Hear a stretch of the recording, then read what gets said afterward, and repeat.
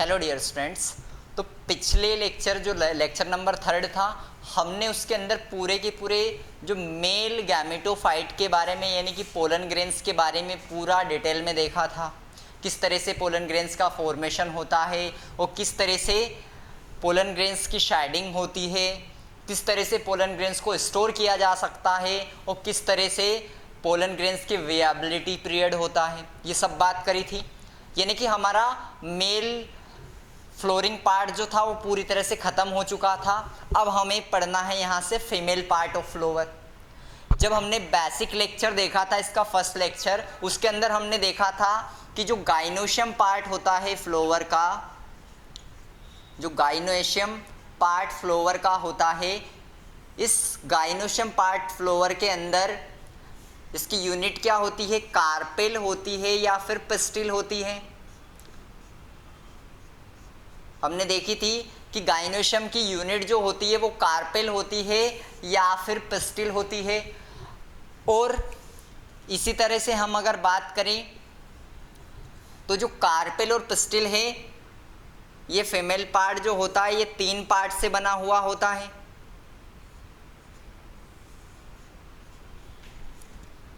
Stigma, style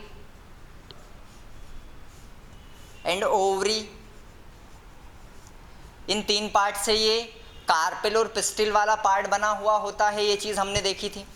अब आपको देखिए, ध्यान दीजिए, यहाँ पर चीज़ों को समझने की कोशिश करना। अगर किसी भी गाइनोशियम के अंदर अगर जो पिस्टिल या कार्पेल है वो अगर सिंगल है, अगर एक पिस्टिल या एक कार्पेल है, तो ऐसे गाइनोशियम को क्या कहते हैं? हम मोनोकार्पिलरी कहते हैं।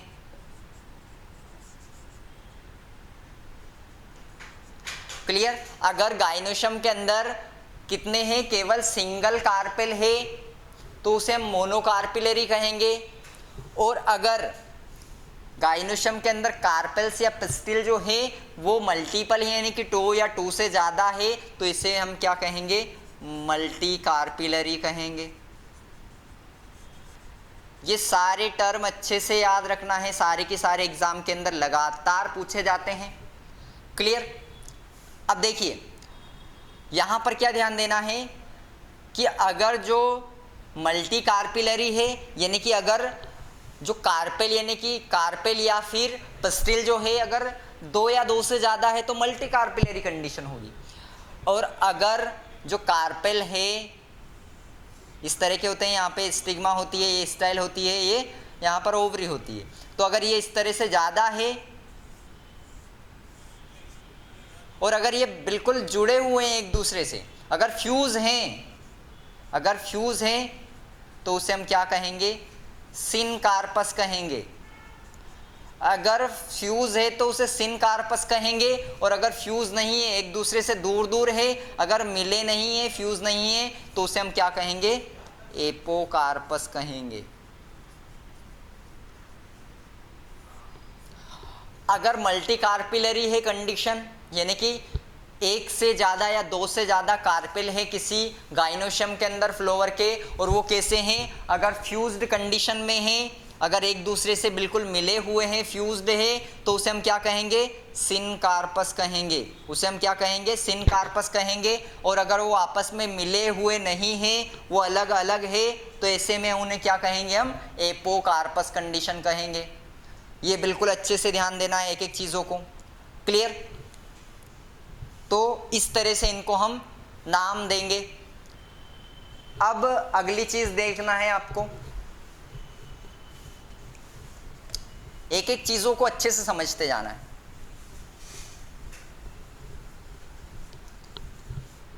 जो आपका स्टिग्मा है, इस तरह का पार्ट होता है।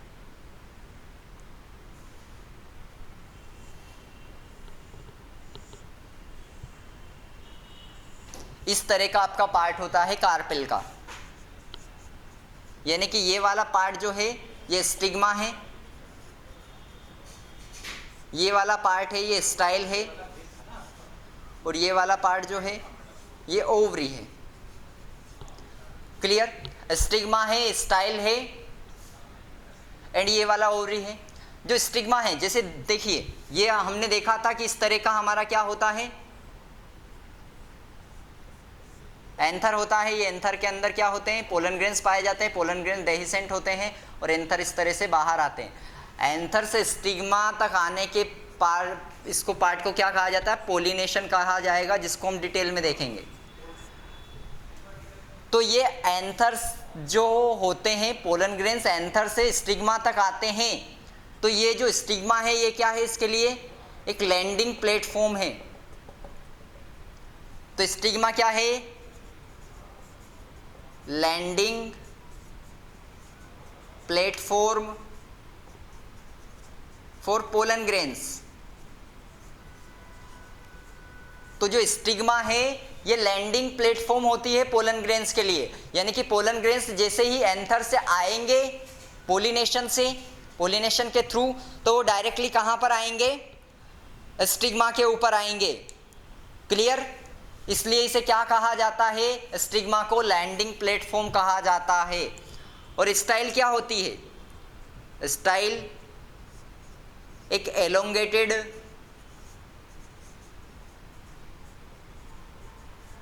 ट्यूब लाइक स्ट्रक्चर होता है। स्टाइल एक एलोंगेटेड ट्यूब लाइक स्ट्रक्चर होता है, जिसके थ्रू ये पोलन ग्रेन्स जो होंगे, हम देखेंगे कि इस पोलन ग्रेन से एक पोलन ट्यूब जनरेट होती है और वो पोलन ट्यूब जो होती है इसके थ्रू एंटर करती है। क्लियर? तो स्टाइल क्या होती है, स्टाइल एक लैंडिंग प्लेट, जो स्टिग्मा है वो लैंडिंग प्लेटफॉर्म है। स्टाइल जो है वो एलोंगेटेड ट्यूब लाइक स्ट्रक्चर होता है किसी कार्पेल का। ठीक? ओवरी की अगर हम बात करें तो ओवरी जो होगी ये कहां पर पाई जाती है, पहली चीज तो ये जाने कि जो थैलेमस होता है, जो थैलेमस होता है उसका बल्जिंग पार्ट जो होता है, बल्जिंग पार्ट जो होता है उसे ओवरी कहते हैं। यानी कि आपका जो कार्पेल की अगर हम बात करें तो ये बल्जिंग पार्ट जो होता है, बेसल बल्जिंग पार्ट जो होता है, बेसल बल्जिंग पार्ट जो है ये ओवरी कहलाता है। क्लियर? और ओवरी के अंदर कैविटी पाई जाती है, ओवरी के अंदर एक कैविटी पाई जाती है जिसे हम क्या कहते हैं, ओवरियन कैविटी कहते हैं। ओवरी के अंदर एक कैविटी पाई जाती है जिसे हम ओवरियन कैविटी कहते हैं, और इस ओवरियन कैविटी को और नाम भी दे सकते हैं, हम लोक्यूल भी कहते हैं। ओवरी के अंदर अच्छे से ध्यान देना एक एक चीजों को, ओवरी के अंदर ओवरियन कैविटी पाई जाती है। ओवरियन कैविटी को हम क्या कहते हैं, लोक्यूल भी कहते हैं। इस तरह की होती है, ये ओवरी है आपकी, इसके अंदर ये ओव्यूल इस तरह से इसके अंदर पाए जाएंगे ओवरियन कैविटी के अंदर।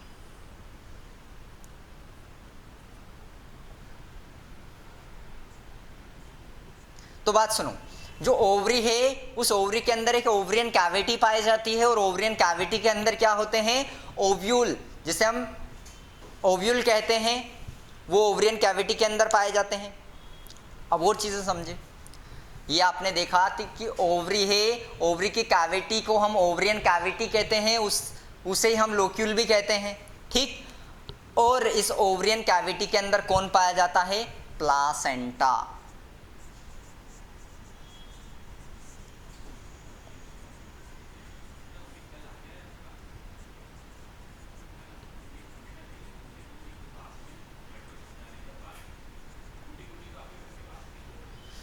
तो ओवरियन कैविटी जो है इसके अंदर कौन पाया जाता है, ओवरियन कैविटी के अंदर पाए जाते हैं आपके ओव्यूल पाए जाते हैं। ये ध्यान देना है आपको। और आपने प्लासेंटेशन अगर देखा हो 11th क्लास में, आपने प्लासेंटेशन देखा होगा, वो ध्यान देना है आपको। प्लासेंटेशन आपने जो देखा है 11th क्लास के अंदर, डिफरेंट टाइप्स ऑफ प्लासेंटेशन, उसको आपको ध्यान देना है यहाँ पर। क्लियर? अब आपकी एनसीईआरटी में आपको दे रखा है कि जो प्लासेंटा है ये प्लासेंटा है, इससे क्या एराइज होते हैं, प्लासेंटा से क्या एराइज होते हैं, समझते जाना है चीज़ों को। इससे मेगा स्पोरंगिया एराइज होता है। प्लासेंटा जो है, ये सब चीज़ें समझ में आई कि ओवरी है, ओवरी के अंदर ओवरियन कैविटी है जिसे लोक्यूल कहते हैं, लोक्यूल के अंदर प्लासेंटा पाई जाती है, और प्लासेंटा से अब क्या बनेगा, प्लासेंटा के अंदर से आपका मेगा स्पोरंगिया,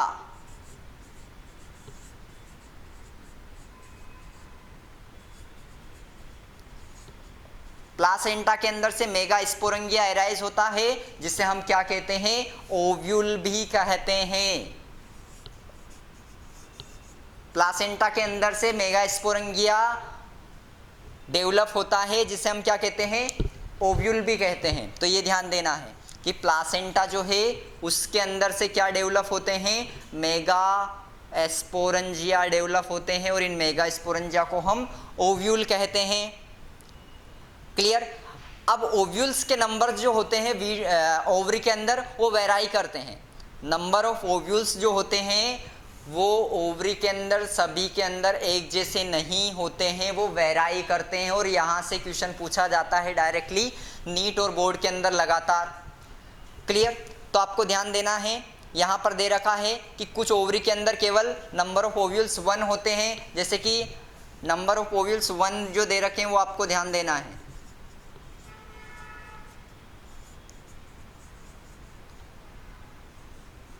कुछ ओवरी के अंदर जो नंबर ऑफ ओव्यूल्स होते हैं वो केवल 1 होते हैं, किस किस में, वीट, पैडी, मैंगो, ये एनसीईआरटी में दिया हुआ है, ध्यान देना है। तो आपको इस एक ट्रिक से आप याद रख सकते हैं इसको, वीट पड़ा महंगा, इस ट्रिक से आप, वीट मतलब गेहूं होता है, पड़ा महंगा, तो इस तरह से आप इस ट्रिक से आप इसको याद कर सकते हो, वीट पैडी मैंगो, यानी कि वीट पड़ा महंगा। क्लियर। इनमें क्या होता है, नंबर ऑफ ओव्यूल्स जो होते हैं वो केवल 1 होते हैं। अगर मेनी ओव्यूल्स की बात करें तो एग्जाम्पल आपको दे रखा है, यानी कि एक से ज़्यादा ओव्यूल्स किस में होते हैं, मैनी ओव्यूल्स। तो आपको दे रखा है पपाया, पपाया दे रखा है, वाटरमेलन दे रखा है, ऑर्किड दे रखा है।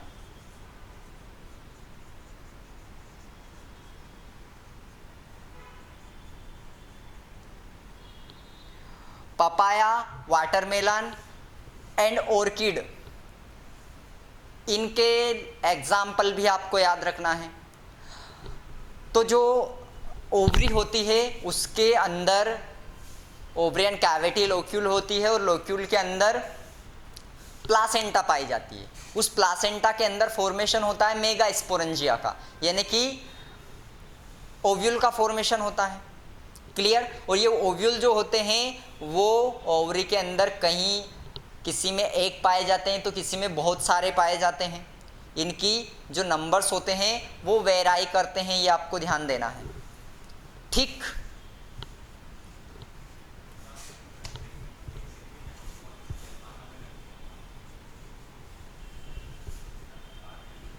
अब जो ये मेगा स्पोरंजिया है, इसका स्ट्रक्चर जो होता है ये कुछ इस तरह का होता है। ये हमने उसको उल्टा कर दिया है,